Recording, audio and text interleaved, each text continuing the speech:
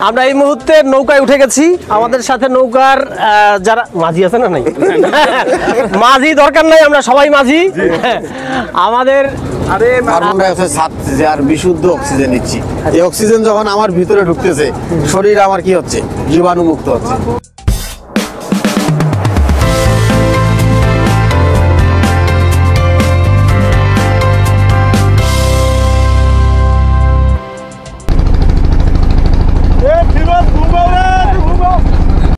আমরা আজকে আপনাদেরকে দেখাতে চলেছি অন্যরকম এক কুড়িগ্রাম, যেখানে আছে বিশাল ব্রহ্মপুত্র নদীর বুকে জেগে ওঠা চর, আর সেই চরে ঢেউ খেলানো কাশফুলের নরম ছোঁয়া, ব্রহ্মপুত্রের মাঝি নদী ভাঙা মানুষের গল্প, মাছ ধরা নৌকা, আর সেই সাথে রাজীবপুরের বীরকন্যা তারামন বিবির আদিবাস ভবন, রৌমারীর তুরা স্থলবন্দর এবং সবশেষে কুড়িগ্রাম জেলা পরিষদের পুকুর পাড়ে রাত 11টায় বসে খোলা আকাশের নিচে ইলিশ খিচুড়ি খাওয়ার গল্প।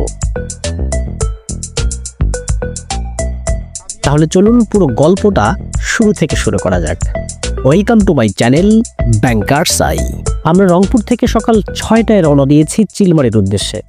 রংপুর থেকে চিলমারির দূরত্ব প্রায় 70 কিলোমিটার, যেতে লাগবে আনুমানিক 2 ঘন্টা। পথে তিস্তা নদীর উপরে নবনির্মিত তিস্তা সেতুতে নেমে ফটোগ্রাফি। আমরা চিলমারি পৌঁছালাম যখন ঘড়ির কাঁটা তখন প্রায় 9টা। স্থানীয় একটি হোটেলে আমাদের নাস্তা সেরে সোজা চলে গেলাম চিলমারির নদী বন্দরের রমনা ঘাটে।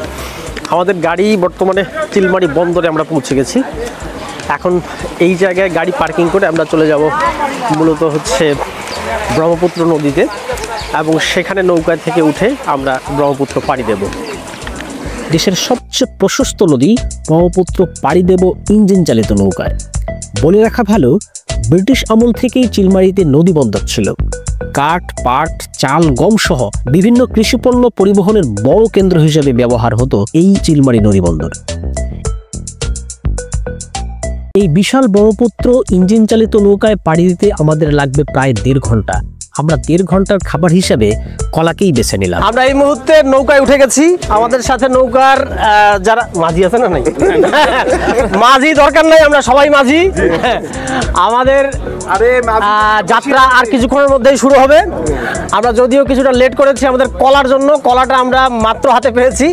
আমরা কটাকা 60 টাকা হালি কিনতে হয়েছে চিলমারিতে, যে কলা আমরা কিন্তু 40 টাকা হালি পাই রংপুরে। এই পুরো নৌকাটি ভাড়া করেছিলাম আমরা 6000 টাকা দিয়ে।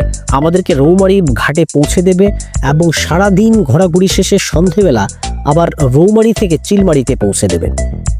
তবে লোকাল নৌকাও চলে, প্রতিজন 100 টাকা করে। যাত্রার শুরুতে আমাদের মুফতি জনাব অহিদুল ভাই দোয়া করে দিলেন যাতে পুরো যাত্রাপথ আমরা আল্লাহর রহমত থেকে যেন নিরাশ না হই। আচ্ছা, আমরা আছি এখন কোথায়? একেবারে চিলমারি নদী বন্দর থেকে আমরা ব্রহ্মপুত্রর গর্ভে আছি বলা যায়। সেখান থেকে আমরা পৌঁছাচ্ছি আমাদের ত্রিমোহনায়। কোনটার? 3 নদীর মোহনায়, যেটা হচ্ছে আমাদের ব্রহ্মপুত্র, তারপরে তিস্তা আর দুধকুমার। সবাই কলা খাওয়ায় ব্যস্ত, যদি আমার ভাগের কলা এখনো পাই নাই। কলা শেষ।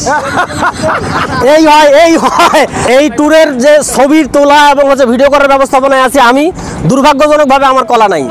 এটার জন্য আমি ডিএস স্যারকে মানে বিচার দিলাম করেন। যাক যাক, ধন্যবাদ।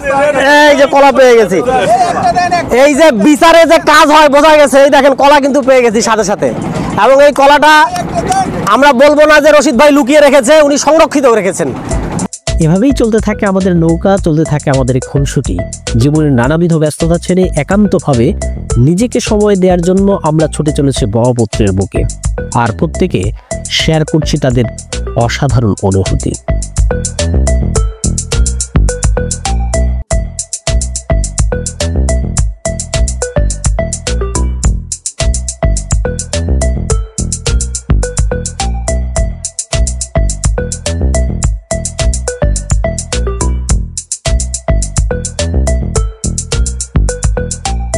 একসময় চিলমারিকে পাটের রাজধানী বলেও ডাকতো অনেকে, কারণ এখান থেকে প্রচুর পাট দেশের বিভিন্ন স্থানে যেত।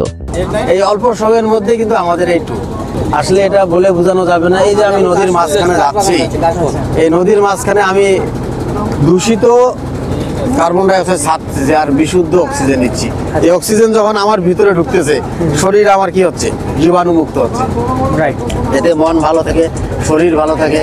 মন ভালো থাকলেই শরীর ভালো। এই যে দেখতেছি কাশবন, এই যে কাশফুল, এই কাশফুল দেখে দেখা গেল যে মন ভালো হয়ে যাচ্ছে।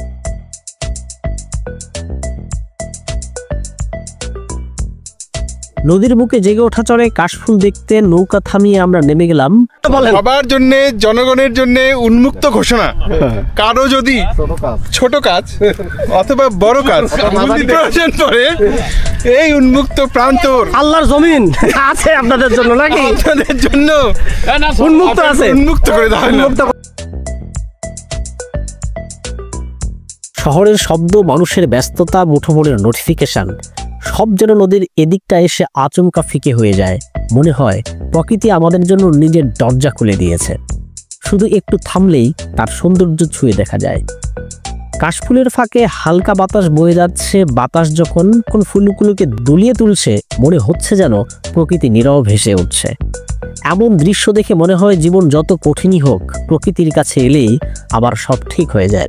চোখ বন্ধ করলে শোনা যায় কেমন একটা নরম ফিস ফিস শব্দ, হয়তো নদীর স্রোতের শব্দ অথবা কাশফুলের সাথে হাওয়ার খেলা। শেষ পর্যন্ত আমরা রৌমারী ঘাটে নৌকা থেকে নেমে পৌঁছালাম রাজীবপুরের শান্ত সাদামাটা কিন্তু খুব সুন্দর দারুণ একটি ডাকবাংলোতে। সকাল থেকে এতটা পথ ঘোরাঘুরি, নদীতে সময় কাটানো, সব মিলিয়ে মনে হচ্ছিল একটু থামা দরকার। আর এই ডাকবাংলোর নীরব পরিবেশ ঠিক সেই থেমে থাকার জায়গাটাই দিয়ে দিল। চারিদিকে শুধু শান্ত বাতাস, গাছের ছায়া আর দূরের নদীর আবছা শব্দ। ডাকবাংলোর বারান্দায় দাঁড়ালে মনে হয় সময় যেন একটু ধীরে চলছে।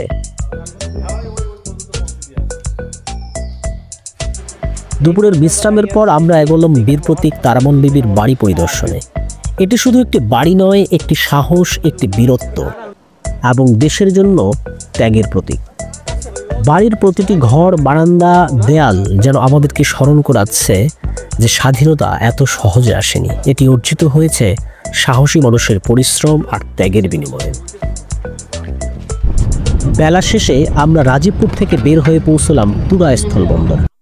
এটি একটি ছোট্ট কিন্তু খুব গুরুত্বপূর্ণ স্থলবন্দর ছিল এক সময়। আসাম চলে আসলাম নাকি? আর একটু হলে ভারতে ঢুকে যাব।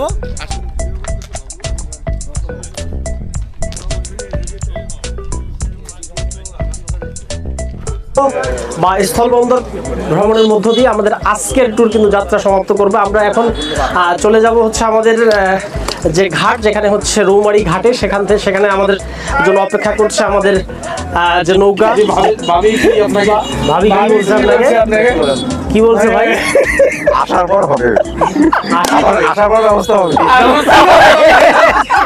মানে গায়ে তো হাত তুলবে না, আমি বলে দিছি গায়ে যদি হাত তুলেও এটা যেন দরজা লাগায় হাত তোলে, কেউ যেন বুঝতে না পারে। আপনার কি বাড়ি যাওয়া সেফ হবে মনে হয়? কি মনে হয়? অবশ্যই হবে। উপায় তো নাই, যাওয়াই তো লাগবে। মায়ের তো আজকেও খাওয়া লাগবে, কালকেও খাওয়া লাগবে। এখন যত তাড়াতাড়ি খাওয়া যায় এটা সমাধান করা যায়, তাই না? তো আমরা আমাদের এনাম ভাইয়ের আত্মার মাগফিরাত কামনা করছি। এনাম ভাই সহি সুস্থ সালামতে যদি দেখা হয়, বেঁচে থাকে, তাহলে আমরা কালকে আবারও যুক্ত হবো এবং দেখানোর চেষ্টা করব যে আমাদের এনাম ভাইয়ের সর্বশেষ অবস্থা কি। ঠিক আছে? শুধু এইটা এনাম ভাই না, এটা ঘরে ঘরে এই সমস্যা। যারা আছে সাথে আমাদের সাদিক ভাই এবং হচ্ছে আমাদের মনোহর ভাই, আমি জানি না তাদের অবস্থা কি। আমি ভালো আছি, আমার এরকম কোনো সমস্যা নাই, আমার সমস্যা নাই। তো স্যার, কেমন লাগলো এই জায়গায় এসে? এটা আসলে ভালো একটা অনুভূতি। এখানে আমরা এখন আছি যে রৌমারী সীমান্তে তুরা স্থলবন্দর। এই যে স্থলবন্দরের যে লোম্যান্সের সামনে জায়গাটাতে আমরা এখন দাঁড়িয়ে আছি। এই স্থলবন্দর দিয়ে পণ্য আমদানি হয়, বিশেষ করে পাথর আমদানি হয় বলে আমরা জানতে পারলাম। যে এখানে ভারত থেকে পাথর আসে এবং বাংলাদেশ থেকেও বিভিন্ন ধরনের পণ্যগুলো ভারতে এই পথ দিয়ে স্থলবন্দর দিয়ে প্রবেশ করে। আমরা এরপরে চলে আসলাম ছবির মতো সাজানো কুড়িগ্রাম জেলা পরিষদের ক্যাম্পাসে, যেখানে আমাদের জন্য অপেক্ষা করছে ইলিশ খিচুড়ি।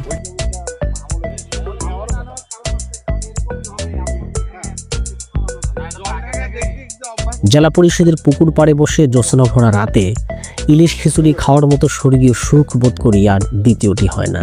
খাবারটা অনেক বেশি মজার ছিল। আর এই ট্যুরের যাবতীয় ব্যবস্থাপনায় ছিলেন আমাদের কুড়িগ্রাম জেলা পরিষদের প্রধান নির্বাহী জনাব ফিরোজুল ইসলাম মহোদয়। আমাদের গ্রুপের পক্ষ থেকে মহোদয়কে স্পেশাল থ্যাঙ্কস।